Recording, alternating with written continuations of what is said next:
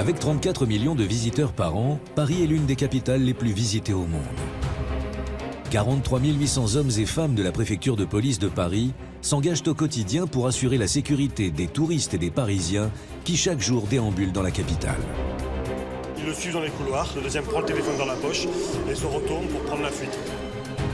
La sécurité dans les transports est primordiale. On a des centaines et des centaines de caméras qui permettent d'avoir cette vision très précise. Les attentats de novembre 2015 ont changé à jamais les méthodes d'intervention de la police nationale. Dans le terrorisme, c'est la rapidité qui compte. La capitale dispose d'un lieu unique pour le traitement des appels d'urgence.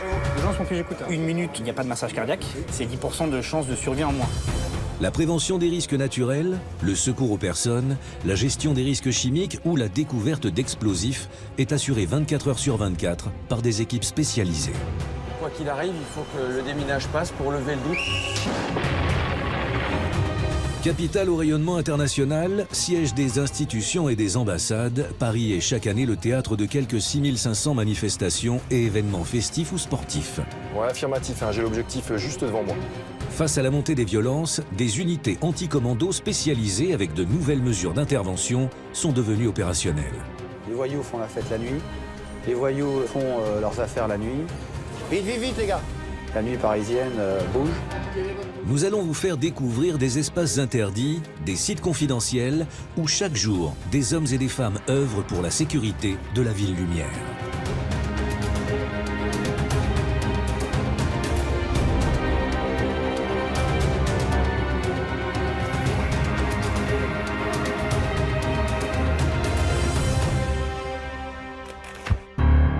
Avec 2 200 000 habitants, Paris est l'une des capitales les plus visitées au monde. Paris occupe également une place prépondérante dans le milieu de la mode, du luxe et de la finance.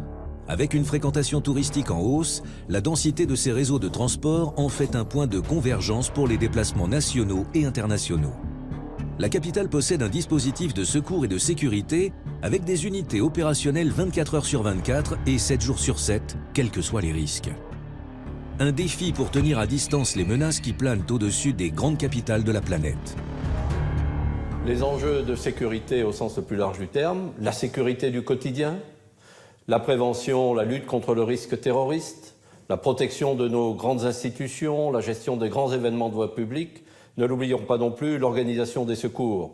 Et ça à l'échelle de Paris, intramuros, à l'échelle aussi de Paris, de la petite couronne, près de 7 millions d'habitants, et pour le préfet de zone que je suis, à l'échelle aussi de la région d'Île-de-France. Pour assurer la sécurité du public, la préfecture de police de Paris dispose de plusieurs salles de contrôle. Opérationnelle de jour comme de nuit, celle de la DESPAP surveille au quotidien Paris et les départements sous sa responsabilité. Elle coordonne notamment l'action de chaque commissariat. Ici, c'est bien le centre névralgique de la préfecture de police. Tout ce qui concerne la sécurité publique est décidé dans cette salle via le cabinet du préfet de police et notre directeur. Et cette centrale concernant le colis suspect invalide.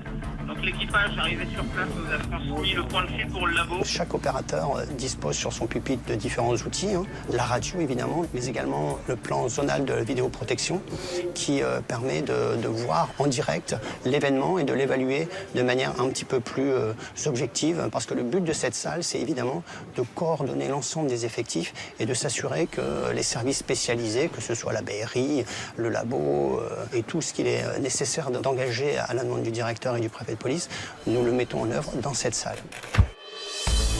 Paris et sa périphérie abritent de nombreuses institutions, ambassades, monuments historiques et autres sites sensibles. Pour effectuer leur surveillance, la police a accès à une multitude de réseaux de caméras. Certains policiers habilités peuvent d'un simple clic accéder aux images de 50 000 caméras installées par la SNCF et la RATP dans les transports urbains, bus, métro et RER.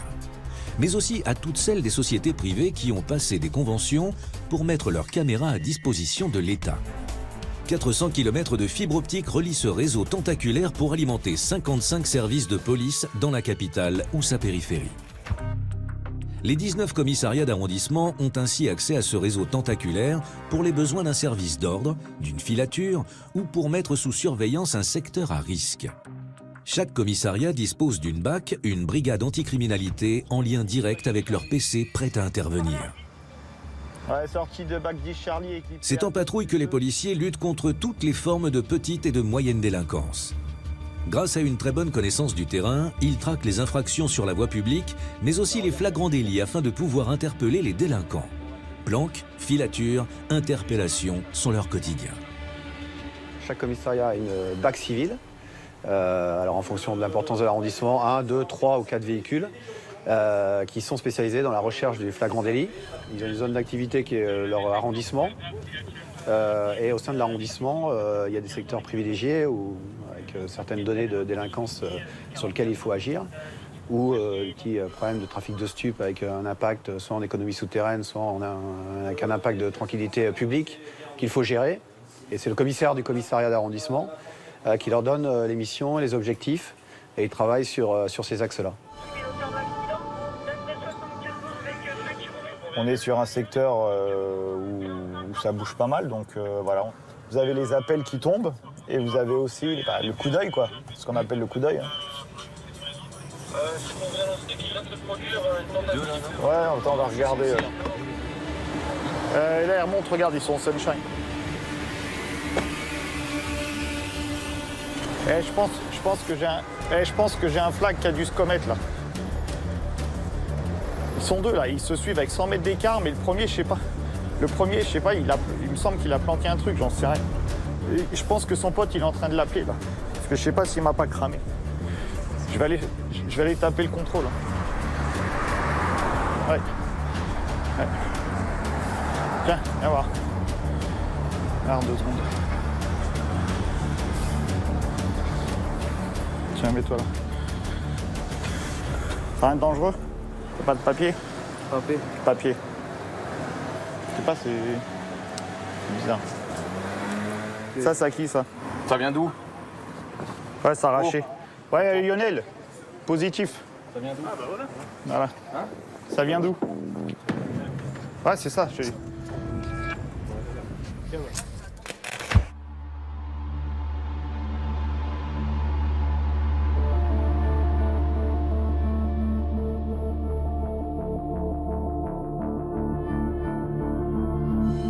Paris, la ville qui ne dort jamais.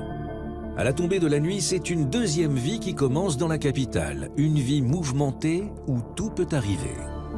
Le quartier de la Défense, plus grand pôle économique d'Europe, avec plus de 3000 entreprises et 180 000 personnes qui y travaillent chaque jour, est sous surveillance, comme les quartiers à risque où la délinquance est connue.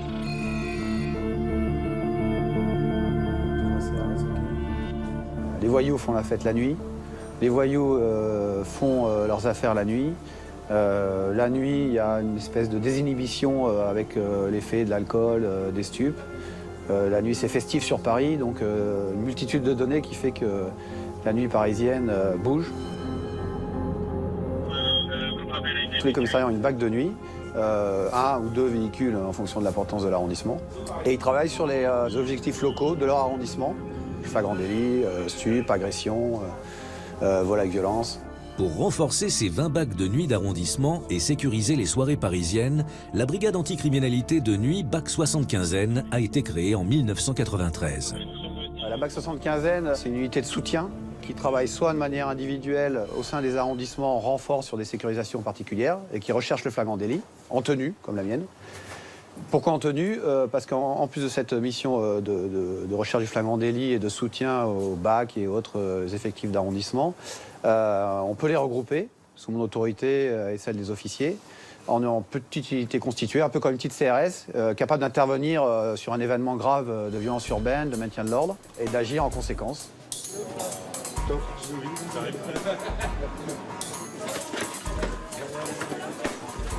Vite, les gars.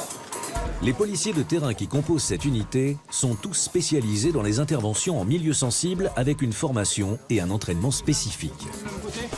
Il y avait des tirs de feux d'artifice, de mortier. Le lieu est assez prisé de la jeunesse un peu alternative. Donc les gens ont appelé à plusieurs reprises le commissariat et police secours.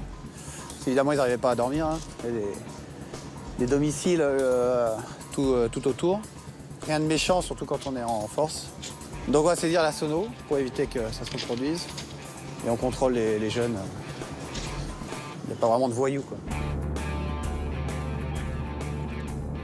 Donc on a affaire à différentes sortes d'interventions, des séries de vols de violence, les cambriolages, des sorties de boîtes de nuit un peu houleuses, des quartiers de Paris qui chauffent un peu en termes de violence urbaine sur lesquels on doit intervenir. La difficulté, c'est que un fait de délinquance comme un vol de violence et une cité qui commence un peu à chauffer en termes de violence urbaine, c'est pas les mêmes techniques d'intervention, c'est pas la même manière d'intervenir. Donc voilà, on est multifonction.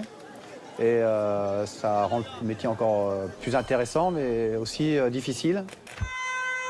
13 novembre 2015, des attaques avec une série de fusillades et des commandos suicides sont perpétrées dans la soirée à Paris et dans sa périphérie. Les forces de l'ordre sont surprises par la rapidité et la simultanéité de ces attentats. Pas équipées pour répondre aux tirs de fusil d'assaut, les brigades anticriminalité doivent attendre l'arrivée des équipes d'intervention. Le bilan officiel des victimes fera état de 130 morts. Ces attentats sont les plus meurtriers perpétrés en France. Au vu de l'expérience que l'unité d'ailleurs a vécue, puisqu'elle est intervenue en première ligne sur le Bataclan, et face à une attaque aussi soudaine qu'imprévue et brutale, on a déjà eu d'importantes avancées en termes de matériel, puisqu'on nous a équipés en protection balistique, c'est-à-dire un bouclier balistique qui résiste aux balles tirées par des fusils d'assaut, pour résumer. On a également eu des casques balistiques et un fusil d'assaut, le G36, qui permettait d'avoir une réponse à la hauteur de l'armement des terroristes. En patrouille chaque nuit, cette unité est en mesure d'agir rapidement pour sécuriser un lieu avant l'arrivée des unités d'intervention antiterroriste.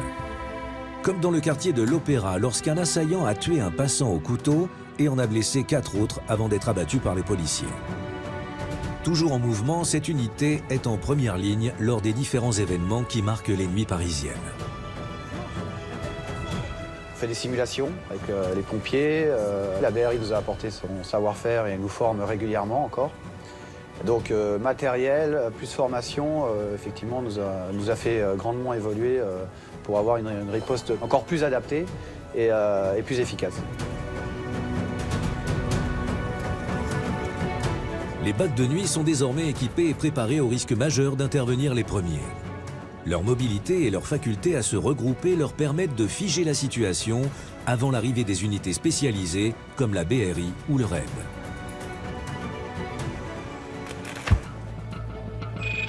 Banlieue parisienne. Des unités d'intervention de la préfecture de police de Paris sont rassemblées. Un exercice commun est en préparation. Brigade anticommando, compagnie de sécurisation, pompiers et services de secours sont en alerte sous le commandement de la BRI. Un kamikaze a pris des otages dans un bus.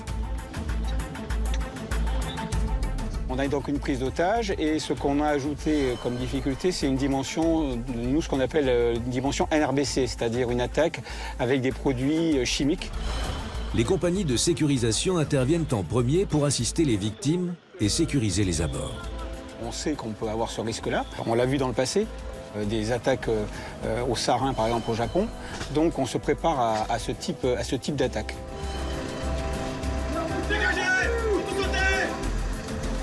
Il y a beaucoup de services qui sont équipés dans ce type de protection, mais la BRI a travaillé plus spécialement sur cet aspect-là.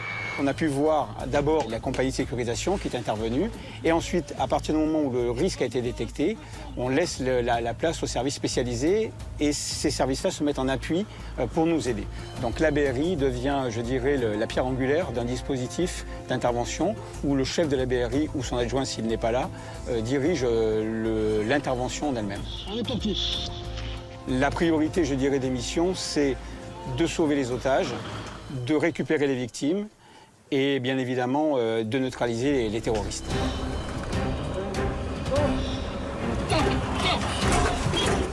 C'est maintenant à la BRI d'intervenir avec ses différents groupes techniques qui utilisent un armement et des moyens spécifiques comme un robot à roulettes équipé d'une caméra. On a un groupe technique qui travaille sur ce qu'on appelle la R&D, la recherche et développement, et on essaie d'avoir le matériel le plus pointu possible. Le but du jeu étant de pouvoir apporter un appui important aux groupes qui sont en intervention.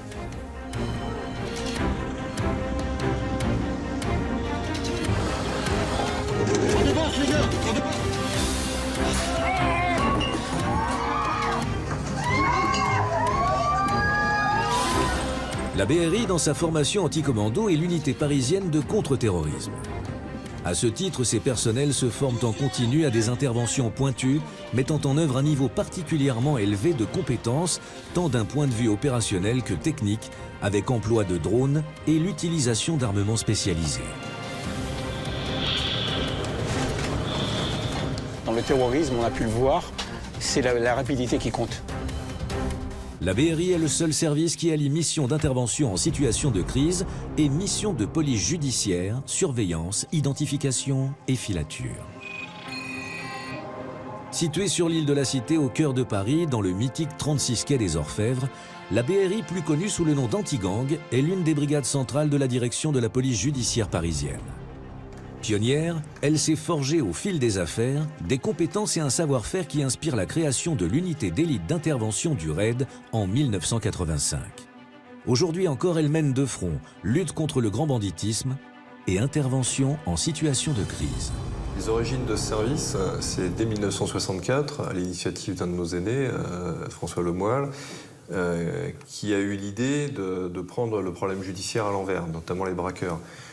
C'est-à-dire qu'auparavant, on attendait qu'un braquage soit commis et ensuite on investiguait pour déterminer qui était monté au braquage, les interpeller, les présenter devant un magistrat. Et il a eu l'idée lumineuse de se dire on va se mettre derrière et on va les monter en flagrant délit. Depuis sa création, la BRI s'est illustrée dans la lutte contre le grand banditisme, dans la libération d'otages ou dans l'intervention à l'occasion d'attentats. Le service a été émaillé par de très très belles affaires, la libération du banquier Mallet, l'enlèvement du baron Empin, la neutralisation de Messrine. Voilà, donc c'est un service qui à l'origine a un ADN judiciaire. Donc une partie de notre travail, aujourd'hui la moitié de notre travail, consiste à faire des filatures surveillance en vue de faire des flagrants délits.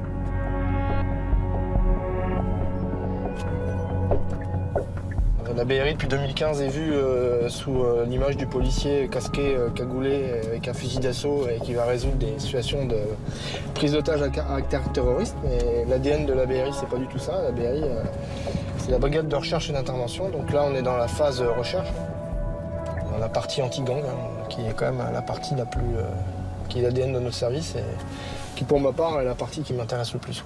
Ce pourquoi je suis venu à la brigade. Moi, je suis sous le tunnel. Si jamais ça prend le tunnel, ça sera face à moi. Mais on essaye de couvrir les axes. Ouais, mais je suis pas à la moto, je vais peut-être pas très loin des piétons pour le Ouais, c'est suivi. Ouais, là, pour l'instant, on est dans la phase d'attente qui peut se déclencher dans 30 secondes. Comme si ça se trouve, à la fermeture du centre commercial, on sera encore là. On n'a pas de service de renseignement, de service de filature surveillance, de service d'intervention, tout est transversal. C'est-à-dire qu'on a des groupes de recherche et d'intervention qui, comme leur nom le porte bien, passent leur temps à rechercher de l'information, à rechercher des malfaiteurs, à les surveiller et à intervenir dans le cadre de procédures judiciaires en flagrant délit, c'est-à-dire juste avant ou juste après la commission d'une infraction ou de l'intervention stricto sensu. J'ai la cible devant moi, là, qui est devant l'entrée au Beaugrenelle. Il est au niveau de la tente rouge, je l'ai aperçu. Je vais te confirmer, parce que j'ai un bus là qui va partir, je vais te confirmer. Donc là, on a de la chance, parce que je l'ai entreaperçu, le gars. Alors c'est pareil, c'est que des fois, on a... C'est aussi ça, c'est accepter d'entreapercevoir les choses et de pas spécialement les voir. Pour l'instant, donc je confirme, c'est bien notre objectif. Voilà. C'est bien notre objectif. Ah ouais, je le vois. On va monter à bord d'un véhicule noir, direction la Seine.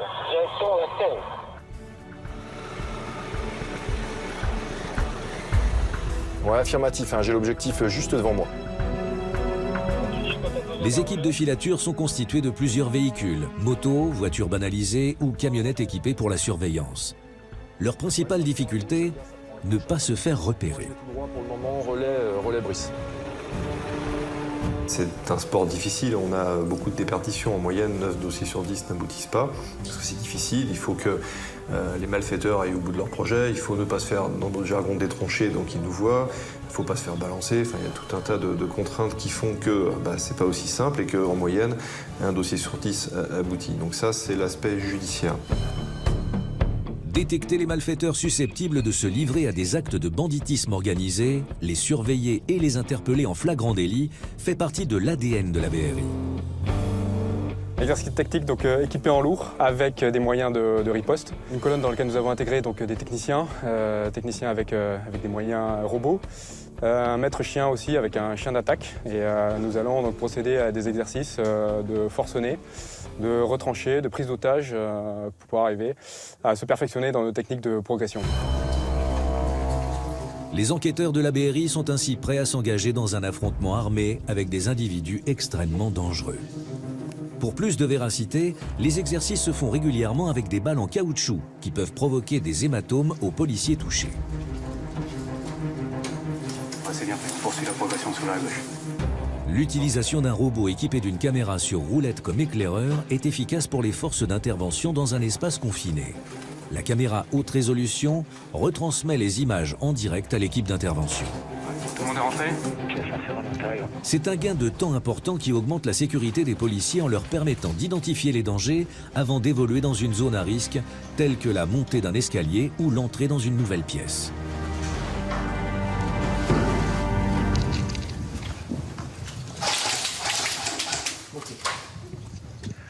Tango, tire.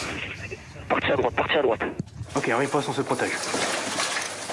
On va envoyer le chien et pénétrer à l'issue. On envoie le chien en pénétrer. Une fois l'agresseur repéré, le chien d'attaque est dirigé grâce à un laser qui lui indique la pièce où est retranché l'assaillant. Fort d'une centaine d'hommes, la BRI peut compter sur un renfort de 350 policiers spécialisés dans sa configuration anti-commando. Individu à neutraliser, interpellé. Paris abrite de nombreuses institutions, ambassades, monuments historiques et autres sites sensibles. Elles sont chaque année le théâtre de plusieurs milliers de manifestations et d'événements festifs ou sportifs.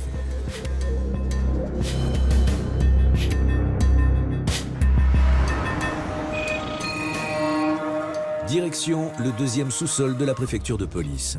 Nous allons vous faire découvrir l'un des sites ultra sécurisés de la DOPC. C'est de cette salle de commandement que sont surveillés les événements exceptionnels de la capitale.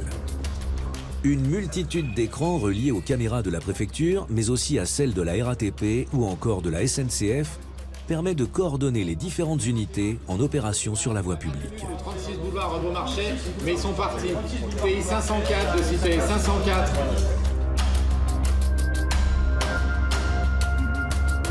Cette salle, c'est le centre commandement, le point névralgique qui est chargé de suivre en temps réel tous les événements qui se passent sur Paris et la région parisienne, le Grand Paris.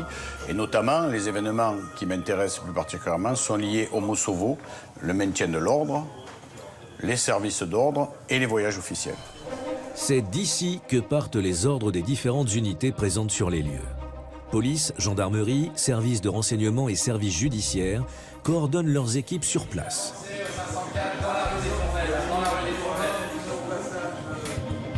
La manifestation a été préparée en amont et c'est géré par la personne qui l'a préparée, donc qui a fait un travail d'état-major avant, qui l'a préparé, qui va le gérer après sur le terrain et qui commande tous les commissaires de police et toutes les unités qui sont à disposition sur le terrain.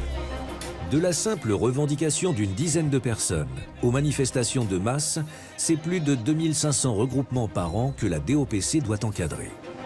Les forces opérant sur le terrain doivent être prêtes à intervenir à tout moment.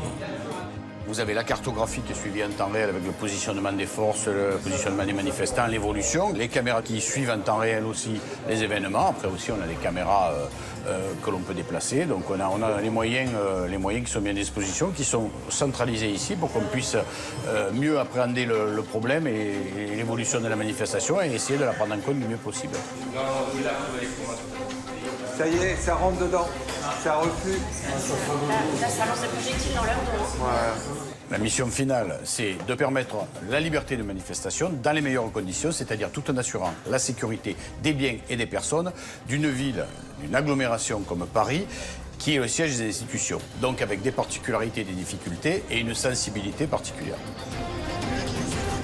Rompues à toutes les techniques de maintien de l'ordre, les compagnies d'intervention encadrent avec maîtrise tout type de manifestation. Autant d'impératifs que doit concilier la direction de l'ordre public et de la circulation pour assurer un partage harmonieux de l'espace public avec plus de 7500 événements, dont certains présentent des risques majeurs.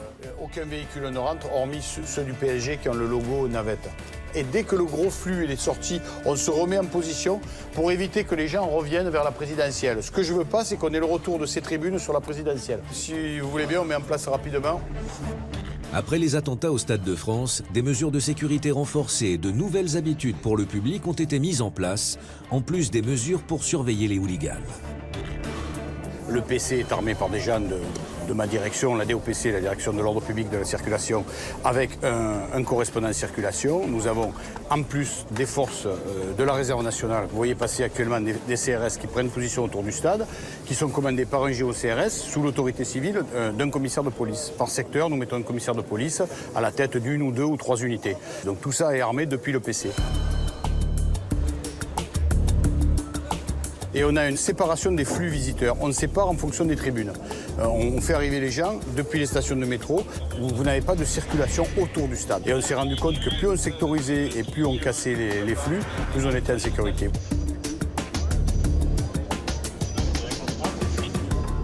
La zone qui est dans votre dos, c'est la zone d'arrivée des VIP et des bus de joueurs, donc zone sensible qui est encore plus contrôlée. Ne rentrent sur cette esplanade que des véhicules qui ont été contrôlés. Le dispositif mis en place est exceptionnel, aussi bien pour la sécurité des spectateurs que celle des joueurs.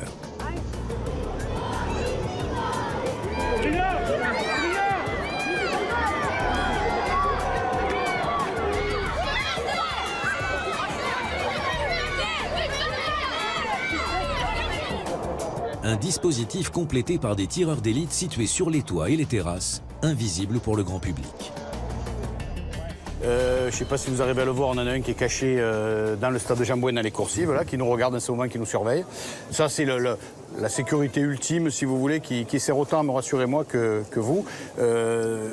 En cas d'événement majeur, nous avons un dispositif quand même relativement conséquent et qui part pratiquement des stations de métro et qui vient en se concentrant autour du stade. Voilà. Pour assurer la sécurité de l'enceinte parisienne, un PC ultra-moderne en forme de bulle. Forces de l'ordre et opérateurs de surveillance peuvent compter sur plus de 150 caméras. Ici, c'est un PC à commandement unique qui regroupe toutes les unités et toutes les entités qui travaillent sur le dispositif sécurité. Vous avez d'abord la partie sécurité privée, c'est-à-dire le PSG, avec la gestion caméra, la gestion par les opérateurs et par le coordonnateur, la gestion de toutes les équipes de sécurité, les agents d'accueil, la palpation, les équipes d'inter en tribune, les équipes pelouse que vous avez. C'est 800 agents de sécurité sur un match en moyenne. Sur un match à peu près normal, c'est quand même assez conséquent. C'est géré depuis cette partie. Sur l'autre côté, vous avez la partie police avec tous les participants police, la garde républicaine qui assure des patrouilles à cheval, le correspondant CRS qui assure la coordination des unités mises à notre disposition, l'opérateur caméra, le chef de salle, le correspondant circulation. Là-bas, vous avez madame le procureur qui est présente à chaque match, vice-procureur. La participation des effectifs judiciaires chargés de tout le traitement judiciaire, de tout ce qui peut se passer dans le stade, avec au final les interdictions de stade. Donc, si vous voulez, chaque opérateur a un rôle bien déterminé et nous assurons la gestion des caméras extérieures et la gestion des caméras intérieures sont assurées par le PSG. Et donc, c'est un exemple parfait de commandement opérationnel, si vous voulez, d'imbrication entre le partenaire privé et le partenaire de la puissance publique. Nous avons à la fois une mission sécurité générale anti-attentat avec un dispositif complet de sécurisation générale et vous avez après un travail classique sur la sécurité au match de foot qui prend en compte le traitement des hooligans, des ultras, et traitement parfois particulier des spectateurs un peu turbulents. On essaie de prévoir et d'adapter le dispositif au mieux en essayant de faire un dispositif calqué au plus juste pour économiser les forces de police aussi, pour ne pas mettre trop de personnel sur les événements. Cette surveillance a permis le retour des supporters du PSG et de stabiliser les débordements.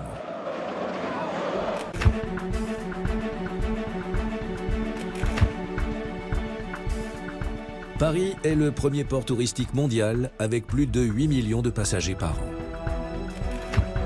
Quai Saint-Bernard, QG de la brigade fluviale, l'unique commissariat flottant de France.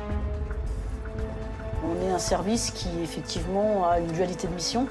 Et c'est un petit peu l'originalité de l'unité, avec des missions de secours que nous faisons donc en complémentarité avec les pompiers.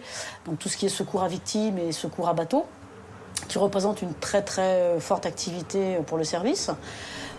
Qui nécessite d'avoir donc une présence 24 heures sur 24, des policiers formés au secourisme, du matériel de secourisme et donc des formations et des entraînements réguliers.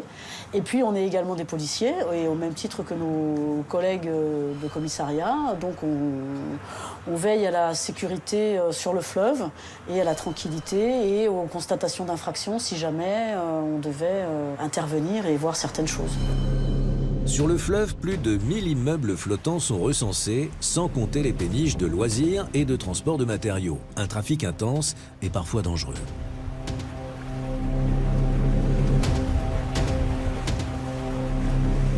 Le premier danger, c'est quand il y a beaucoup de navigation, il y a beaucoup de bateaux qui se croisent et qui peuvent éventuellement se heurter ou heurter les ouvrages d'art, les ponts.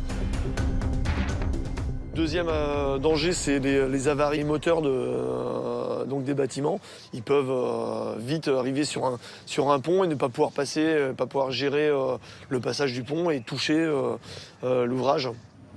Ces sentinelles ont acquis au fil des années une connaissance intime du fleuve et de ses habitants. Dans la capitale, on recense plus de 400 péniches qu'il faut surveiller. C'est un bras qui n'est pas ouvert à la navigation et donc il y a beaucoup de bateaux logements qui attirent donc des cambrioleurs, hein, comme avec tous les logements. Donc on maintient une surveillance constante sur ces habitations et sur ce bras en particulier. La Seine est sous la surveillance constante de l'organisme Vigicru. Lorsque le fleuve atteint son pic de crue, c'est toute une organisation qui se met en place. RER et métro ferment leurs gares, en bordure de Seine, les musées sécurisent leurs œuvres. Les policiers de la brigade fluviale jouent un rôle important quand la Seine déborde. Ils ont pour mission de sécuriser ces berges et les habitants des péniches. On a connu en juin 2016 une crue qui n'avait pas eu lieu depuis plus de 30 ans, où il y a eu une montée très rapide des eaux et une descente tout aussi rapide. Donc là, on a dû devoir gérer en urgence tout un linéaire de bateaux amarrés et de bateaux qui pouvaient être en difficulté. Donc là, il y a eu énormément de travail. Cette année, il y a également eu une crue, mais qui a été beaucoup plus progressive, qui a permis d'alerter les gens, de passer des messages de prévention aux différents usagers de l'eau pour qu'eux anticipent leurs bonnes réactions et anticipent la préservation de leurs installations. Lorsque la Seine atteint sa cote d'alerte, habitants et commerçants du fleuve parisien doivent évacuer par mesure de sécurité.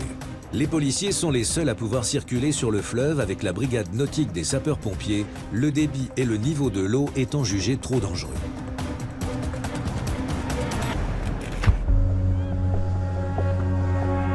L'été, le soir venu, les quais s'animent dans de nouveaux lieux de fête et de détente. Alors la fête de la musique, c'est pour nous la journée ou la nuit la plus chargée de l'année parce qu'effectivement, c'est une nuit où il y a énormément de monde dehors et à partir d'un certain moment, l'alcool aidant fait qu'on a beaucoup de gens qui décident d'aller à l'eau, en sachant bien sûr que c'est interdit et très dangereux. Et du coup, on a pas mal d'activités à ce moment-là et qui consistent à récupérer des gens qui sont à l'eau, prévenir toute agression sur les quais. C'est assez chargé. Comme toutes les nuits, l'équipe d'intervention de la brigade fluviale est en patrouille. La circulation sur le fleuve est réduite. Leurs rondes les amènent à contrôler les quais. Un appel les informe, pont de Bercy, un homme est tombé à l'eau.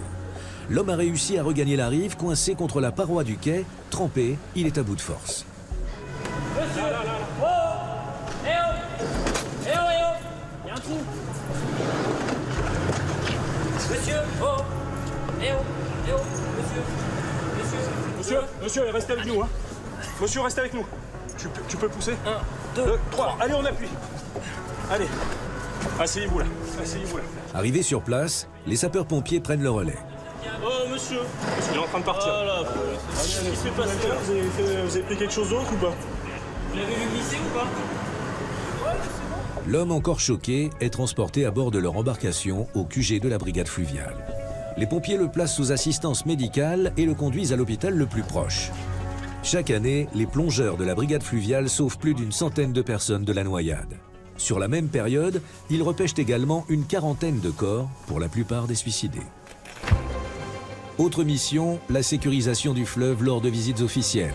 Ce jour-là, le président de la Côte d'Ivoire, Alassane Ouattara, doit rencontrer les plus hautes autorités françaises. La délégation se pose en hélicoptère aux Invalides. Et le cortège se dirige vers l'Élysée. Le visiteur représente une cible potentielle pour des activistes. Les services de sécurité sont sur le qui-vive. En cas de déplacement de personnalités à proximité du fleuve, la brigade fluviale assure une sécurisation nautique pour parer à tout incident à proximité du fleuve. Ensuite, il se peut que des personnalités politiques se déplacent sur le fleuve, aient besoin de se déplacer sur le fleuve, et nous assurons à ce moment-là l'encadrement de ces services d'ordre en partenariat avec les services de protection des personnalités et d'autres compagnies d'intervention.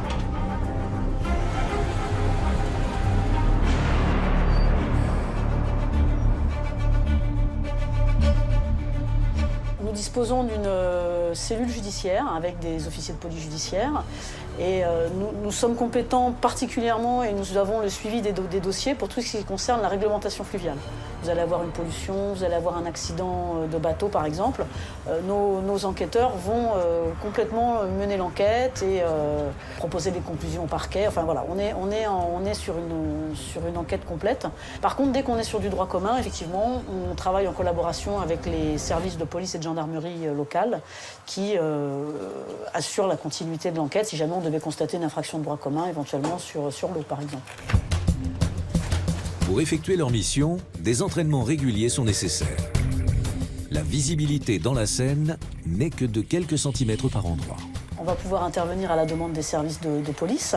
Mais si jamais il devait y avoir, par exemple, une recherche d'objets de délit ou d'armes ayant servi à la commission d'une infraction, le service enquêteur nous demande une recherche subaquatique, nous détermine la zone de recherche et effectivement, ensuite, on met en place différents moyens de prospection qui peuvent durer parfois plusieurs jours pour rechercher du petit couteau qui a servi dans un homicide, au coffre-fort qui a pu être jeté par les voleurs. Voilà. On est à la disposition des services enquêteurs pour toutes leurs demandes, dans la mesure où elles sont réalisables techniquement pour nous. La brigade fluviale est équipée d'un sonar permettant des recherches plus approfondies en milieu subaquatique. Cet appareil facilite la recherche d'épaves, d'objets, voire de corps, sur de vastes aires immergées. Il a permis de cartographier une partie de la Seine où reposent plusieurs véhicules qui ne représentent pas de danger pour la navigation. Et en cas de crue, il épaule les plongeurs quand la visibilité est nulle.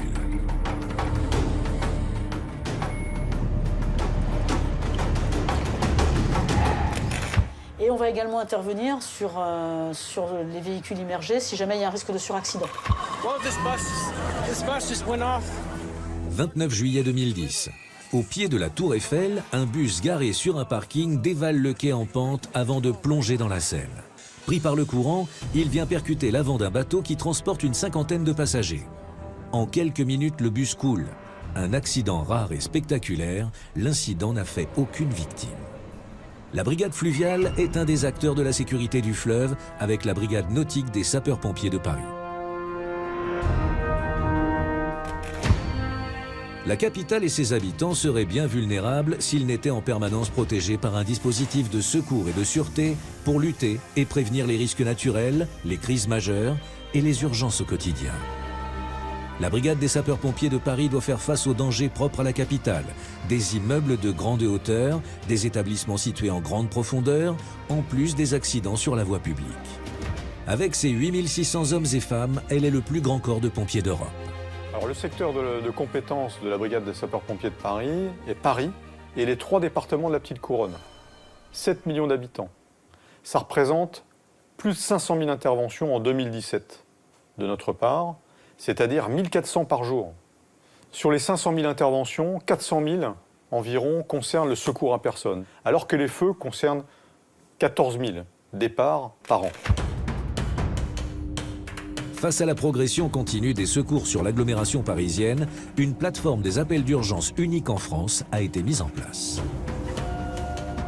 Chaque année, le nombre d'appels augmente de 15%, mais tous n'ont pas un caractère d'urgence. Écoutez, les pompiers sont en route, hein, ils arrivent. Il y a encore de la fumée là où vous êtes ou pas? Mais dans la forêt, c'est parti. Alors ici, nous nous trouvons à l'état-major des sapeurs-pompiers de Paris, et plus particulièrement au sein du centre opérationnel. Alors, les appels 17, 18 et 112 sont regroupés et sont réceptionnés effectivement au sein de la plateforme des appels d'urgence, avec une première phase destinée à qualifier l'appel et à lui attribuer un degré d'urgence, et une deuxième phase qui permet de discriminer précisément la nature de la détresse, la nature de la situation qui est reportée par le requérant. La mutualisation pompiers-police dans un même lieu physique est l'une des forces de la plateforme.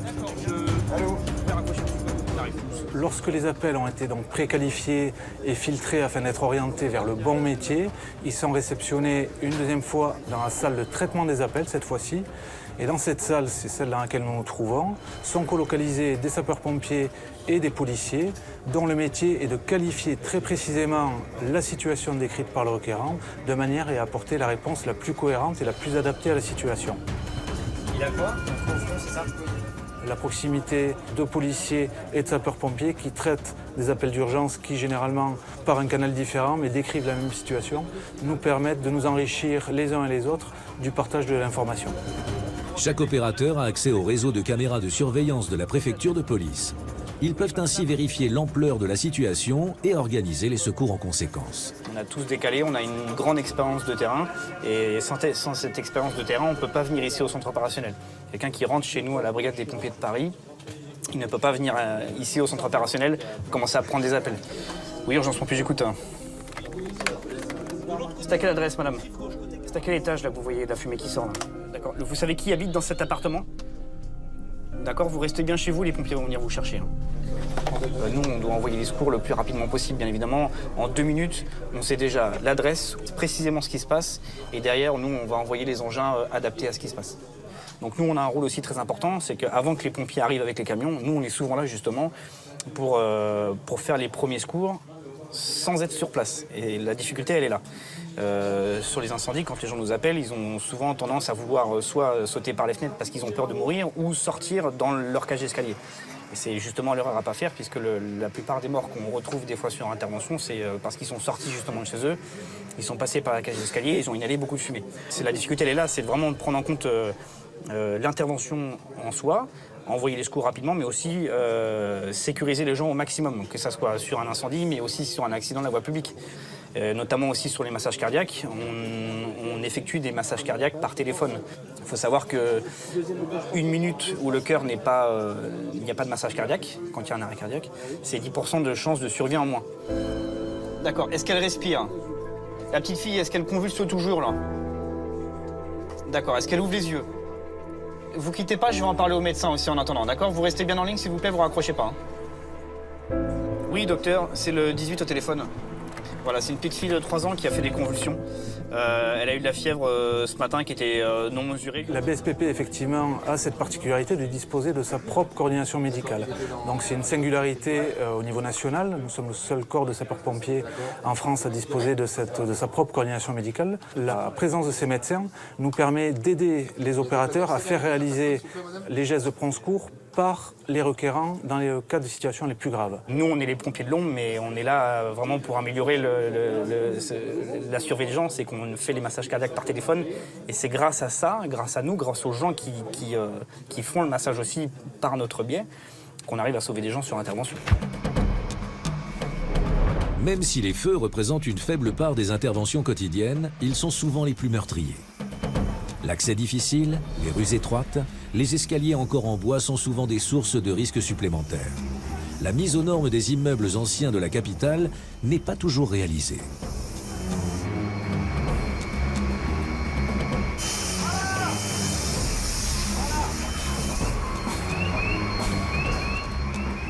Il y a une différence de développement du feu, du sinistre, dès lors qu'on s'engage dans un immeuble haussmannien, avec des cages d'escalier qui ne sont pas protégées, qui ne sont pas encloisonnées, alors que le feu va se développer et l'évacuation de la population va pouvoir se faire plus facilement si on se trouve dans un immeuble plus moderne. avec des cages d'escalier encloisonnées, avec un système de prévention établi, un système d'alarme. Il s'agit pour le sapeur-pompier d'adapter sa réponse, les moyens techniques, s'adapter à l'infrastructure, et sa réponse tactique. Le nombre d'engins, le type d'équipe qui va pouvoir intervenir en hauteur ou en souterrain. C'est pour cette raison que depuis peu, on étudie et on utilise la robotique pour pouvoir préserver la ressource humaine, engager ce robot qui va nous donner un certain nombre d'informations avant d'engager le pompier qui, lui, va finir à l'extinction. Paris, 5 h du matin. Sur une grande artère de la capitale, un immeuble haussmannien est en flammes. Plus de 200 sapeurs-pompiers sont dépêchés de toutes les casernes. Ils s'attachent en priorité à l'évacuation des habitants avant de s'attaquer au feu. Grâce à leur rapidité, il n'y aura que 7 blessés légers. 2 jours plus tard, les spécialistes feu du laboratoire central de police scientifique de Paris entrent en action. Dépêchés par l'officier de police judiciaire chargé de l'enquête, ils doivent déterminer si l'incendie est criminel ou accidentel. Le laboratoire central de la préfecture de police, c'est la direction d'appui scientifique et technique auprès du préfet de police. Donc nous sommes là pour, dès que l'un des services de la préfecture de police a besoin d'un appui scientifique et technique, apporter ou essayer d'apporter une réponse, soit nous en direct, soit en trouvant des partenaires capables de le faire. Premier objectif pour les enquêteurs, avoir la version des pompiers présents lors du sinistre, essayer de trouver la zone de départ du feu et détecter si des produits inflammables ont été répandus. En cas d'incendie, nous avons une équipe de permanence qui s'appelle la permanence générale, qui peut être appelée soit par la police, soit par les pompiers, en fonction de l'enjeu sur place, pour participer à l'investigation liée à ce feu, et notamment pour comprendre les causes du feu, pour savoir si c'est un feu criminel, un feu accidentel. Si c'est un feu criminel, aider les forces de police à prendre une première direction de leur enquête. Le laboratoire central de la préfecture de police de Paris est unique en France. Chimistes, ingénieurs et informaticiens travaillent sur les enquêtes criminelles de la capitale. Les échantillons récoltés arrivent au laboratoire Expertise Feu. La traque aux produits inflammables commence. Elle pourrait prouver un geste meurtrier. Dans les cendres, même après incendie et intervention des sapeurs-pompiers, on arrive quand même à retrouver des quantités très faibles de produits pour démontrer le caractère criminel de l'incendie. Créé en 1878 à Paris, le labo regroupe 200 experts en 3 pôles d'intervention, l'incendie, l'explosif et le chimique. Le risque chimique, il est multiforme. Et nous nous sommes organisés pour être capables de répondre à une couverture la plus large possible du risque chimique. On a une technique d'intervention en 2 temps. D'une part, on a un camion laboratoire qui peut être déployé sur le terrain pour faire des analyses au plus près. Et d'autre part, nous sommes capables de ramener des prélèvements au laboratoire pour faire des analyses plus précises d'autres espèces chimiques ou alors quand on est en dessous des seuils correspondant à ce qu'on est capable de détecter sur le terrain. 24 heures sur 24, le laboratoire central met des équipes d'intervention à la disposition des autorités de police parisiennes. Il y a une partie du laboratoire qui intervient, donc notamment dans le cadre de perquisitions, si on veut identifier des laboratoires clandestins ou des filières de synthèse d'explosifs particuliers. Alors, le laboratoire explosif, l'objectif, c'est de rechercher sur les vestiges de l'engin explosif ou sur la surface à proximité, disons, du siège de l'explosion, les traces d'explosifs qui pourraient encore être détectées pour identifier la nature chimique du produit utilisé. Un distributeur de billets de la Poste attaqué à l'explosif. Charge préformée pour ouvrir le distributeur de billets. Je fais l'extérieur pour voir s'il n'y a rien. Et après, je regarderai à l'intérieur pour voir s'il n'y a pas un détonateur, un truc qui traîne. Hein. Une équipe d'experts en explosifs est sur place. Elle sécurise les lieux et cherche à prélever les traces et débris de l'engin qui a servi à ouvrir le distributeur. Celui-ci a été découpé par la charge explosive, il ne reste plus qu'un trou béant. Ça a découpé les 3 quarts, mais il y a une partie qui n'a pas bien fonctionné. Donc ce qui ressemble constituant de ce cadre-là, c'est des éléments qui est là. J'ai peut-être un petit éclat là, un petit éclat là, et un fil là-bas. Cette section du laboratoire est spécialisée dans l'analyse des substances explosives, qu'elles soient d'origine criminelle ou terroriste.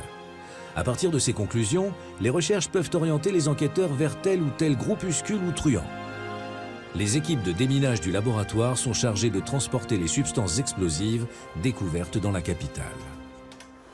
Quand un colis suspect est découvert, une équipe du laboratoire central est envoyée sur place.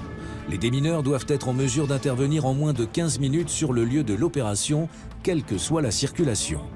Les équipes sur place ont sécurisé les lieux. Une bouteille de gaz suspecte a été découverte sur un trottoir. C'est comme ça à Paris, où quoi qu'il arrive, il faut que le déminage passe pour lever le doute sur cette bouteille. Et ensuite, ça fera l'objet d'un enlèvement. Face à la menace terroriste, les démineurs sont de plus en plus sollicités pour assurer le désamorçage ou la destruction de tout engin susceptible d'exploser. Paris, région capitale, a des enjeux de déminage extrêmement forts. Nous faisons environ 2500 interventions par an sur des colis, des véhicules, des objets suspects. 2500 interventions par an, c'est à peu près 7 par jour.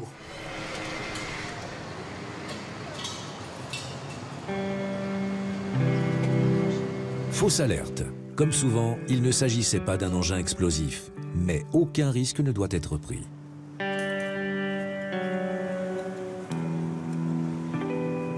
Le niveau de menace extrêmement élevé que nous vivons depuis 2015 a conduit en fait à 2 évolutions majeures. Amélioration des méthodes pour faire face à un risque accru. Amélioration des méthodes en protection et amélioration des méthodes de neutralisation des engins suspects, voire même des engins plus que suspects, des engins avérés. Donc là, on va faire usage d'explosifs en fait pour pouvoir faire une première action sur le colis. Ça va nous permettre à la fois de secouer ce qu'il y a à l'intérieur et de l'ouvrir. Une détonation va retentir dans quelques instants au coup de sifflet. Merci de bien vouloir protéger vos oreilles. Que ce soit dans les aéroports, les gares ou sur les rails de chemin de fer, leurs interventions sont de plus en plus fréquentes.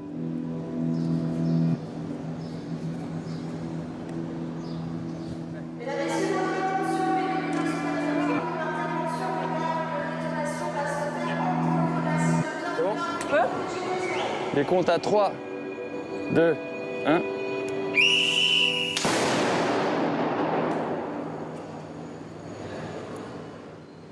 Les démineurs sont équipés d'une panoplie de moyens, d'une espèce de boîte à outils avec différents moyens, des tenues particulières, des moyens d'intervention à distance, etc. En fonction de leur analyse de la situation, de l'analyse du risque, des éléments de contexte, ils vont sur le terrain au plus près du besoin choisir le moyen qui est le plus adapté à la menace rencontrée. Robot lanceur de projectiles sous haute pression, système de contrôle au rayon X qui permet de ne pas détruire l'objet suspect, ces dispositifs font partie des techniques de plus en plus sophistiquées mises au point grâce aux informations récupérées sur les zones de conflit.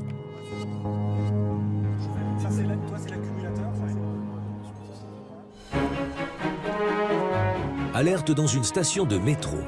À cette heure d'affluence, évacuer une station, c'est bloquer des milliers de voyageurs sur le réseau de transport. Il est important pour les démineurs d'intervenir rapidement sur un colis suspect dans un train ou une rame de métro. Dans Paris, le trafic est tel que tout arrêt a un impact économique et humain. Pour les démineurs, toute minute gagnée est importante.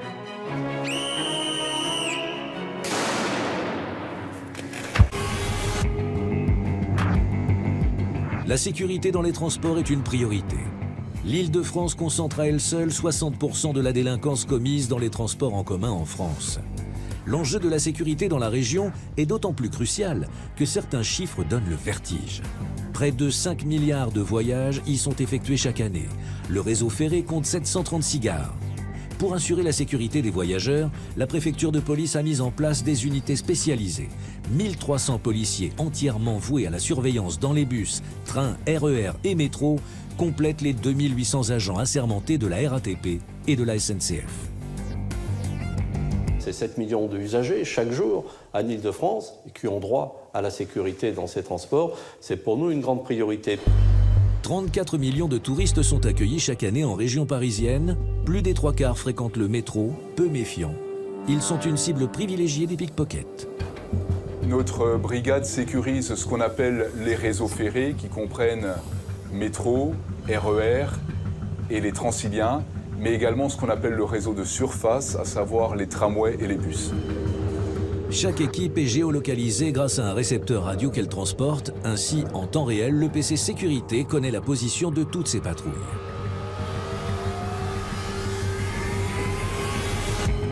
Sous-sol de la maison de la RATP.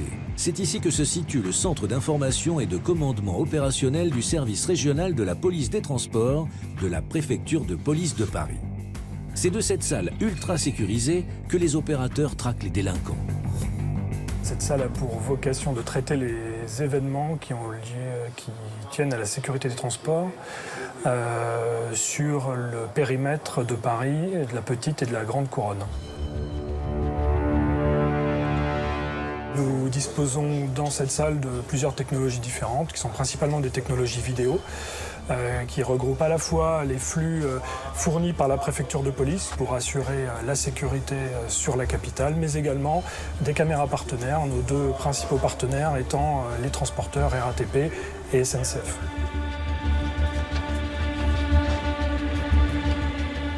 Nos équipes de salles de traitement de l'activité opérationnelle suivent l'activité de chacune des patrouilles, donc sont au courant des secteurs qu'elles sont censées parcourir.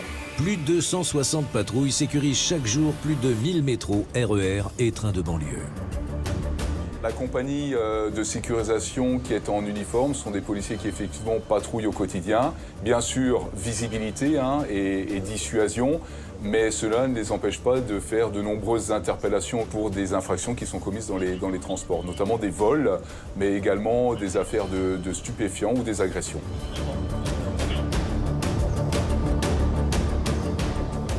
Nous avons une brigade de policiers en civil que nous appelons la BLAST. C'est les brigades de lutte contre les atteintes à la sécurité des transports. Et eux sont en charge notamment de lutter contre tout ce qui est vol à la tire, vol violence, mais également à l'occasion des agressions sexuelles qui sont commises dans les réseaux. Attention à la marche en descendant du train. Please mind the gap between the train and the platform. C'est en civil que les policiers traquent les pickpockets.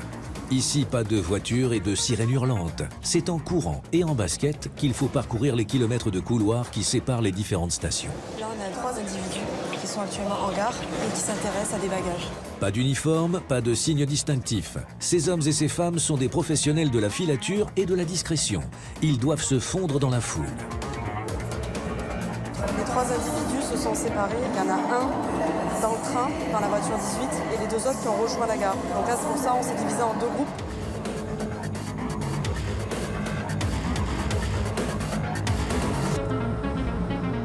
La première équipe vient d'interpeller.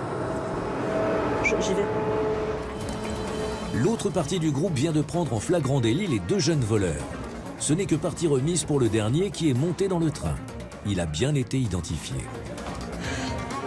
Do you have 5 minutes to take Okay, that's fine. Yeah. Because we need your declaration on paper. Okay. Les 2 individus repèrent la victime avec un téléphone dans la poche. Ils le suivent dans les couloirs. Ils se collent derrière en essayant de dissimuler leurs gestes. Pendant qu'il y en a un qui dissimule les gestes de son complice, le deuxième prend le téléphone dans la poche et se retourne pour prendre la fuite. On est juste derrière, on interpelle, on prend contact avec la victime qui nous confirme qu'il s'agit bien de son téléphone. I know, some policemen were there clear casual to go around, looking around, but I didn't know they were around here at this moment, so yeah, I'm happy. L'an dernier, 2130 malfaiteurs ont été arrêtés dans les transports parisiens, soit en flagrant délit par les policiers de la brigade des transports, soit après avoir commis un vol ou une agression, repérés grâce au système de vidéoprotection qui maille le métro et le RER.